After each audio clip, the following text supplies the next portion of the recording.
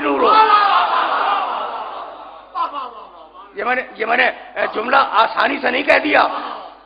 تینت ایک ہو، جو خون قرآن کی رگوں میں دوڑ رہا ہے وہی خون آل محمد کی رگوں میں دوڑ رہا ہے.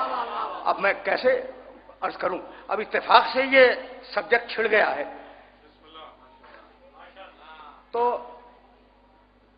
جی چاہتا ہے کہ ایک واقعہ تمہاری خدمت میں اور حاضر کروں اور آج کچھ پتہ چلے کہ قرآن کا آل محمد کے ساتھ رابطہ کیا ہے.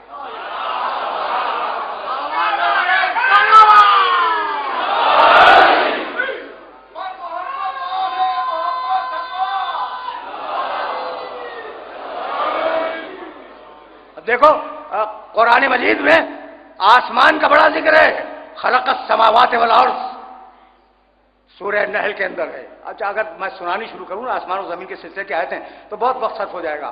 وما خلقنا السماوات والارض وما بینہما الا بالحق واجل مسمى. دعویٰ ہے کہ آسمان کو خلق کیا اللہ نے، قرآن کا دعویٰ ہے، لیکن آسمان کی ماہیت کیا ہے کسی کو نہیں معلوم. جانتے ہو پچھلے زمانے میں، اب اس سے پہلے والی مجلس میں بھی کہہ رہا تھا کہ میاں کبھی کبھی میرا موڈ ذرا ڈفرینٹ ہوتا ہے تو جیسے میں بولوں ویسے سنو. کیا بڑا سکوت ہو گیا، سچی ہو گئے.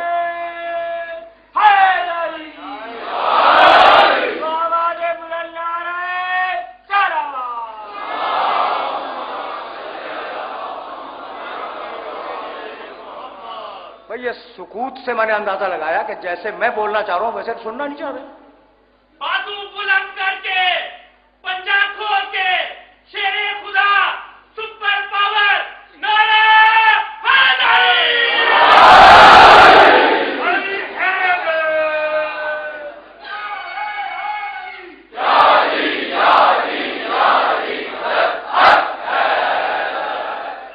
اچھا بھائی تو اب سنو اور کہیں نہ کہیں کوئی کام کی بات نکل آئے گی. ایک زمانے میں بڑے بڑے یونان کے فلسفیوں کا خیال تھا کہ یہ جو آسمان ہے نا سات، یہ پیاز کے چھلکوں کی طریقے سے ہیں، ٹھوس، ٹھیک. اور جب پیاز کے چھلکے ہیں، ٹھیک ہے نا، اس کے اندر کہیں عرش چھپا ہوا ہے تو ان چھلکوں کو توڑ کے جانا ممکن نہیں ہے. ٹھیک، ان چھلکوں کو توڑ کے جانا ممکن نہیں ہے. پیاز کے چھلکے ہیں، یہ ٹھوس ہیں، آسمان ٹھوس ہے اور ایک نہیں ہے، سات ہیں. تو اب وہی عیسائی عالم جس کا بھی میں تذکرہ کر رہا تھا، یعنی وہی سے مراد بذات خود نہیں بلکہ عیسائیوں کا ایک عالم، اس نے پوچھا کہ تم کہتے ہو، بھائی سننا خدا کی قسم سننا، تم کہتے ہو کہ تمہارا نبی معراج میں گیا تو یہ آسمان پھٹا کیسے، جڑا کیسے؟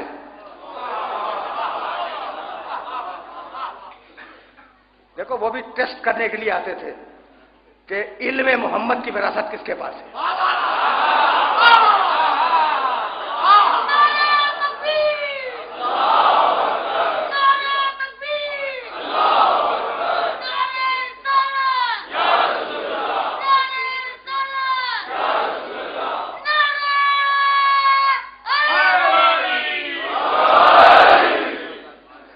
وہ بھی امتحان لینے آتے تھے کہ علم محمد کی وراثت کس کے پاس ہے. آسمان پھٹا کیسے، آسمان جڑا کیسے، یہ تو بعد میں بتاؤں گا کہ امام نے کیا کہا. لیکن اب میں ایک سوال عیسائیوں سے کرنا چاہتا ہوں، میں ذاتی طور پہ ایک سوال کرنا چاہتا ہوں اور اس سوال کو بھی اپنے ذہن میں محفوظ رکھ لینا. یعنی تمہارا خیال یہ کہ نہ ادھر سے ادھر جا سکتا ہے نہ ادھر سے ادھر آ سکتا ہے، تو یہی ہے نا، ورنہ آسمان پھٹ جائے گا، جڑ جائے گا. تو بھائی اب محمد کی بات تو بعد میں کریں گے. آدم و حوا جب اترے تھے تو پھٹا کیسے، جڑا کیسے؟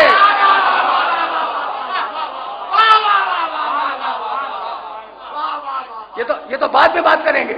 لیکن اس نے آنے کے بعد سوال کیا کہ تمہارا عقیدہ یہ کہ آسمان جو ہے بہت ٹھوس ہے اور 7 عدد ہے، تو یہ پھٹا کیسے، جڑا کیسے؟ علماء کرام جو دربار کے ہیں انہوں نے کہا کہ خلیفۃ المسلمین اس کا جواب ہمارے پاس نہیں ہے، اسی کو بلا. کوئی ہے؟ آج میں نے چاہا کہ ذرا سا کتاب و عطرت کے حوالے سے 2-3 جملے تمہاری خدمت میں عرض کر دوں تاکہ بات واضح ہو جائے. اسی کو بلا، وہ جس نے محکم متشابہ کا جواب دیا تھا وہی جواب دے سکتا ہے. آئے، دوبارہ آئے اور آ کے بیٹھے. اب وہ پہچان چکا تھا، وہ پہچان چکا تھا.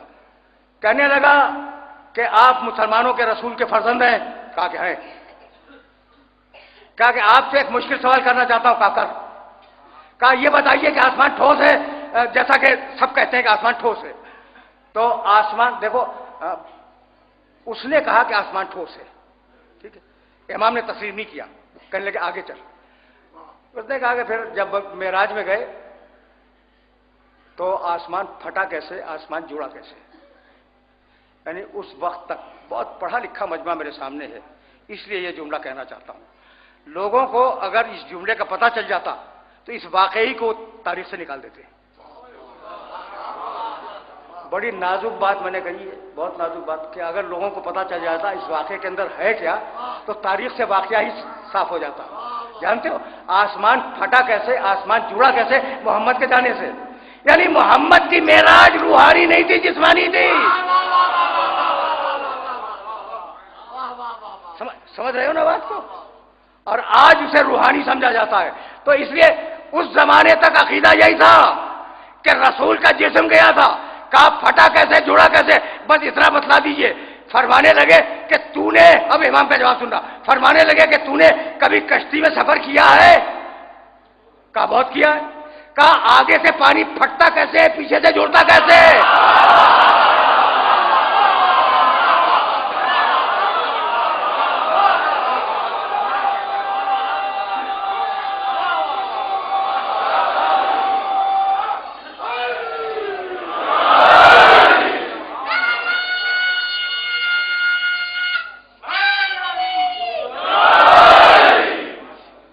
میرے دوستو، میرے عزیزو، کہنے لگے بھئی یہ جملہ تو تم تک پہنچ گیا. 2 جملے کہے تھے کہ تو نے کشتی میں سفر کیا. کہا کہ ہاں فرزند رسول کیا تو ہے. کہا پانی آگے سے پھٹتا کیسے، جڑتا کیسے؟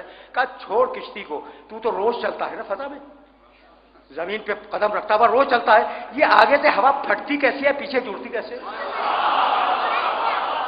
صرف جواب نہیں دیا، آسمانوں کی ماہیت بھی بتا دی کہ ٹھوس نہیں ہے. یہ وہی کہہ سکتا ہے جو آسمانوں کی خلقت کا گواہ ہو.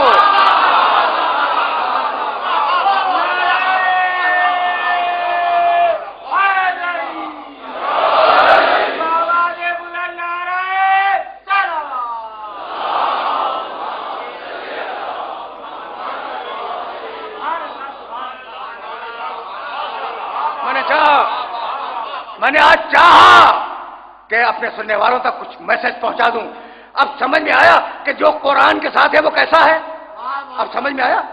سورہ واقعہ نے آواز دی، انہو لقرآن کریم فی کتاب مکنون لا یمسہ الا المطہرون.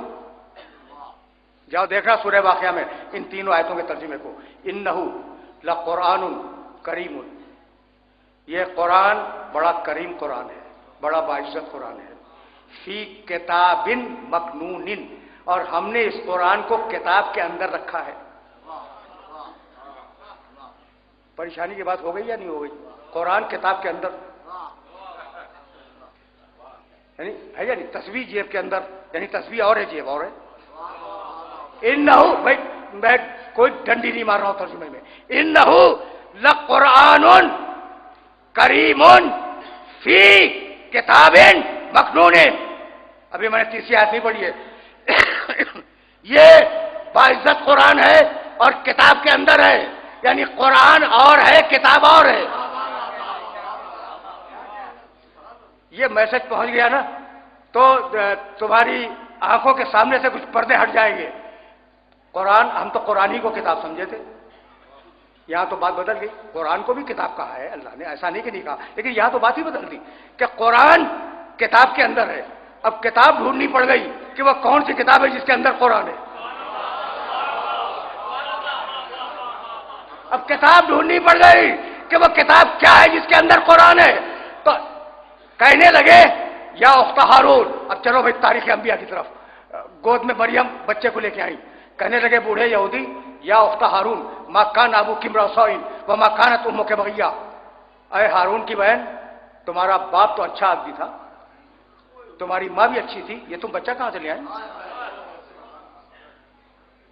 सुन लिया भाई, बाप भी अच्छा था, माँ भी अच्छी थी, तुम ये बच्चा कहाँ से लाई? फाशारत रहे।